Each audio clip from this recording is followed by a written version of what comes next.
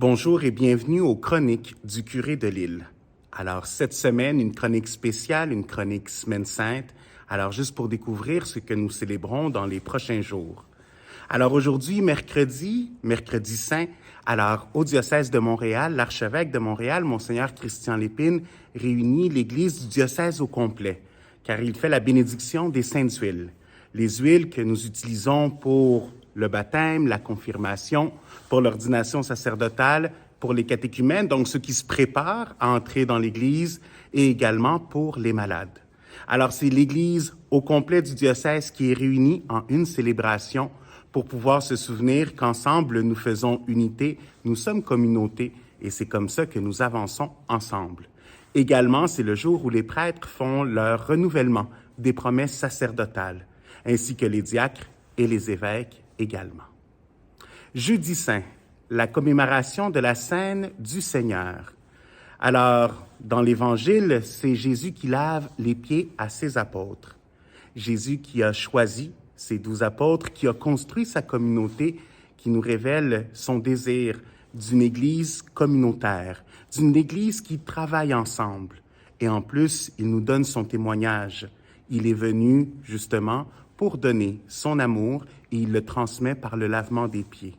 Il n'y a plus de différence entre le maître et le disciple, mais ensemble, il veut, comme communauté, que nous travaillons pour atteindre le royaume des cieux et pour donner témoignage de cette unité. Également, c'est l'institution de l'Eucharistie et nous allons même, après la célébration de la messe, prolonger en temps d'adoration pour accompagner Jésus au jardin de Gethsémani. Puis le vendredi saint, c'est la commémoration de la Passion. Donc, nous avons la célébration de l'office de la Passion où on fait l'évangile de Saint Jean, donc le récit de la Passion qui se fait à ce moment-là. Et puis, normalement, nous avons aussi de tradition le chemin de croix, que nous avons fait durant tout le carême ici à chaque vendredi. Et là, on se rapproche de ce moment qui est si important pour le vivre d'une façon plus concrète. Alors le Seigneur se donne, il se donne sur une croix. Et par ce don, il transforme tout. Il transforme même la mort en vie. Laissons-nous transformer par son amour.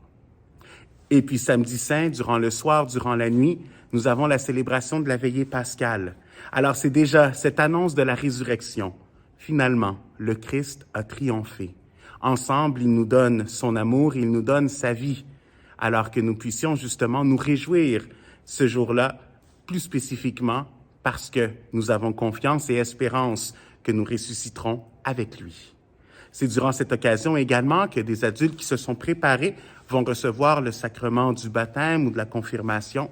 Dans notre paroisse, nous allons avoir un baptême d'adultes ainsi que 3 confirmations. Donc, un temps de réjouissance. Ils sont finis, ces jours de jeûne, de tristesse. Maintenant, ce sont des jours de joie que nous avons devant nous.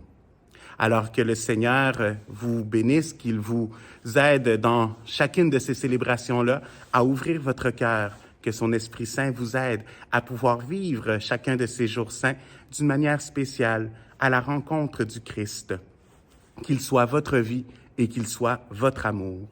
Depuis maintenant, je vous souhaite déjà une heureuse Pâques.